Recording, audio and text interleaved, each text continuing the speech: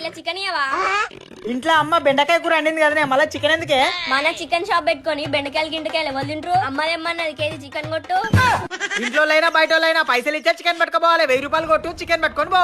వీనికి 100 రూపాయలు గిరాక్ కాదు గానీ కిలో చికెన్ కొట్టు అంటే 1000 రూపాయలు అడుగుతాండు. నీ లవర్ సంగతి అమ్మకి చెప్తుండు.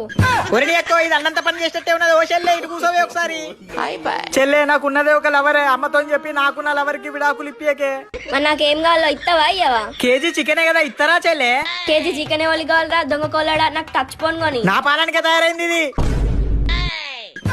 ఈ దొంగ కొల్లోడు మళ్ళా చిన్నంది. ఫోను స్టాకు లేదు, వెళ్ళిపో. ఒరేని ఎక్కువ స్టాకు నాదచ్చి గీకు. ఓరిని ఎవరు నాది నేనే గీక్కోరంటే వీంది గీకంటాడేంది? ఫోన్లు లేవన్నా కదా దెబ్బైరా.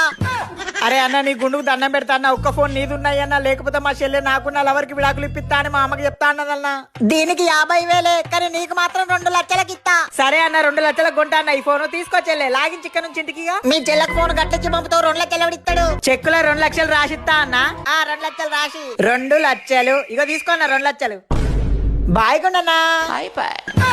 చెక్ మీద 2 లక్షలు రాసిస్తాను, పేపర్ మీద రాసిచ్చిండు. ఎదురయ్యి నా కొడుకు.